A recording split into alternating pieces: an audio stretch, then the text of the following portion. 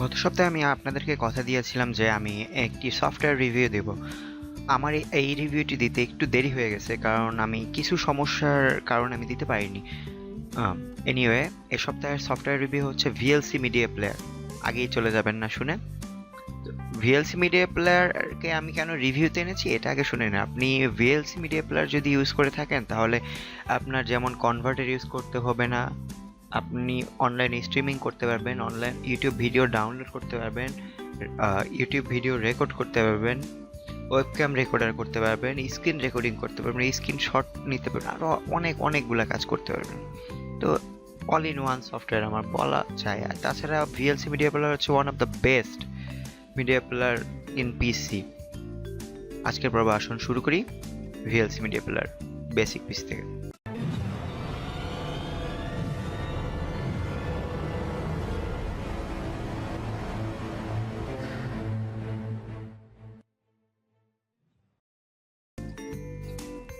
প্রথমে আসি কনভার্টারে।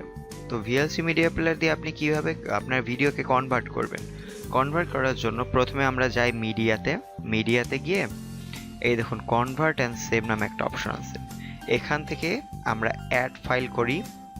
Add file থেকে আমি যেই ফাইলটা কনভার্ট করব, এই যে আমার এই ফাইলটা, এটা আমি দিলাম। এইবার এই যে দেখেন কনভার্ট অ্যান্ড সেভ, এটা আমি ক্লিক করি। ক্লিক করার পর এই জায়গায় আমাকে কোয়ালিটি সিলেক্ট করতে দিবে। তো আমি এই জায়গা থেকে কোয়ালিটি সিলেক্ট করতে পারি। আরও ভ্যারিয়াস অপশন আছে, চাইলে আমি সিলেক্ট করে এবার কোথায় সেভ করব, আমি ডেস্কটপে সেট করব, নতুন একটা নাম দিই এলএলএল, যাই হোক, সেভ স্টার্ট। এই যে দেখুন টাইমলাইনে এখানে আমার দেখাচ্ছে এটা কনভার্ট হচ্ছে। আমি কনভার্টটা পুরোটা দেখাবো না, আমি ক্যান্সেল করে দিলাম। এবার আসি number 2, online video streaming. Online video স্ট্রিমিংয়ের জন্য আপনার প্রথমে যেতে হবে আপনার ব্রাউজারে। তারপর আপনার একটা ভিডিও খুঁজে বের করতে হবে। আমি এটা বের করেছি, আমারই ভিডিও। তো এটা থেকে এই যে লিঙ্কটা আমি কপি করব।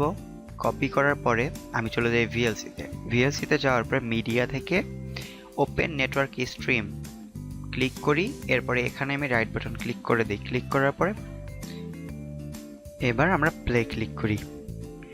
এটা আপনার ইন্টারনেট স্পিডের উপর নির্ভর করবে কত তাড়াতাড়ি হবে। এই দেখুন আমারটা প্লে শুরু হয়ে গেছে, দেখছেন?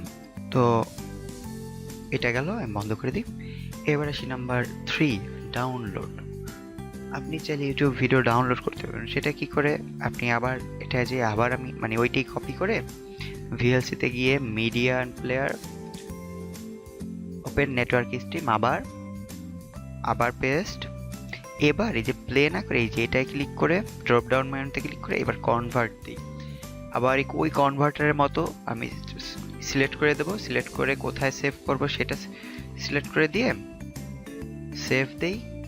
স্টার্ট যখন আমি ক্লিক করব তখন এই যে আমার ফাইলটা ডাউনলোড হওয়া শুরু হয়ে গেছে ব্যাকগ্রাউন্ডে কিন্তু। তো আমি এটা বন্ধ করে দিলাম, ডাউনলোড দরকার নেই আমার। Number 4, screen record.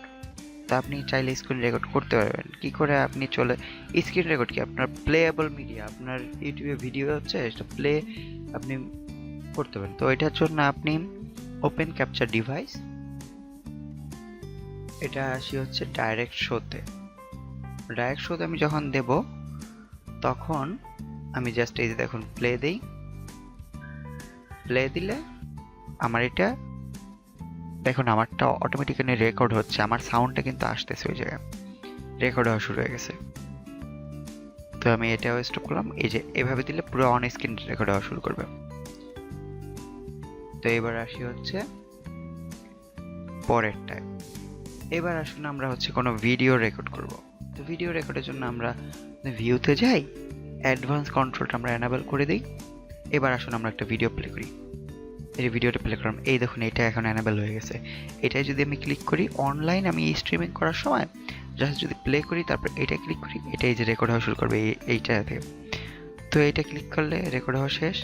এটা সেভ হবে ডকুমেন্টে, আপনি গেলেই খুঁজে পাবেন। তো আসি এবার স্পিড কন্ট্রোলে। এটা না বললেও হয়তো, বাট আমি বলতে চাই স্পিড কন্ট্রোল। আপনি ভিডিওটা প্লে করেন, ভিডিওটা আছে, আপনি এটাকে চাইলে স্পিড বাড়িয়ে দেখতে পারেন। যেমন ধরুন অনেকের ভিডিও অনেক স্লো থাকে, তো আপনারা স্পিড বাড়াবেন কি করে? আপনার কিবোর্ডের প্লাস বা বাটনটি ক্লিক করুন, দেখুন 1.5 গুণ বেড়েছে, আর একটা 2 গুণ, এভাবে বাড়তে থাকবে। তো বাড়লে দেখেন স্পিডটা বেড়ে যাচ্ছে। স্পিড কমানোর জন্য আমি আবার মাইনাস ক্লিক করি, মাইনাস যদি ক্লিক করি কমতে থাকবে, স্বাভাবিকে চলে আসছে। এবার আবার মাইনাস ক্লিক করি, তাহলে আমার ভিডিওটা এবারও স্লো করে দিছে। আপনি চাইলে স্লো মোশনেও দেখতে পারবেন, এটা একটা মজা আছে। এবার আসি হচ্ছে আমি নাম্বার 6 না 7, আমি ভুলে গেছি, যাই হোক, ওয়েবক্যাম রেকর্ডার। আপনার যদি ওয়েবক্যাম থাকে তাহলে আপনি রেকর্ড করতে পারবেন ভিএলসি মিডিয়া দিয়ে, আপনার আলাদা কোনো সফটওয়্যারের প্রয়োজন নেই। তার জন্য আপনি আবারও মিডিয়া, ওপেন ক্যাপচার ডিভাইস, এবার এবার এবার এই জায়গায় আপনি ডেস্কটপ দিয়ে দেন।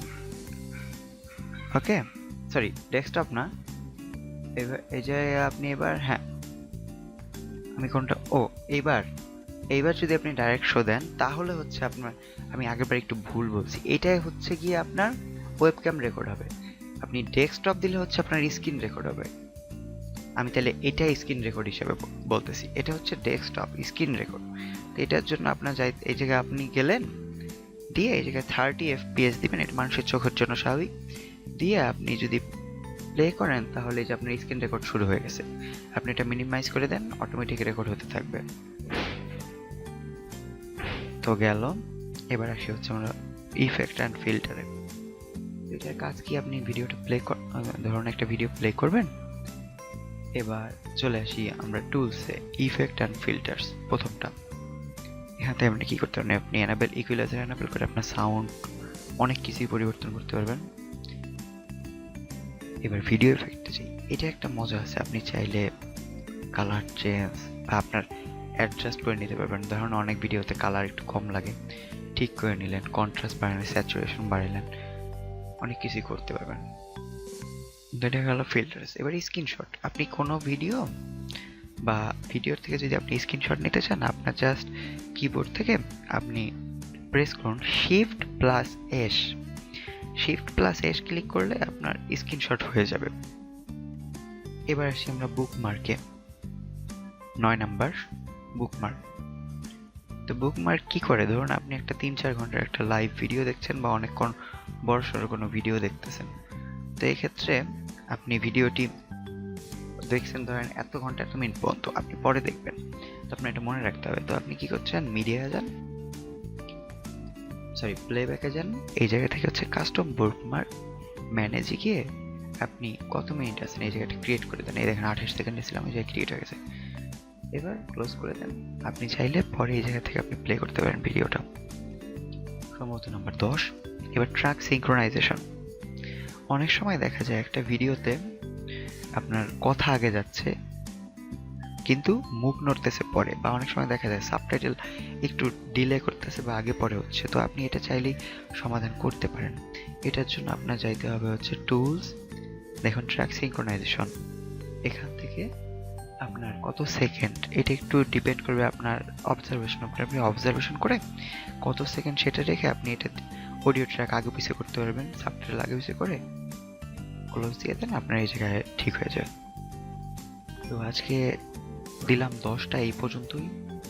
সবাইকে ধন্যবাদ।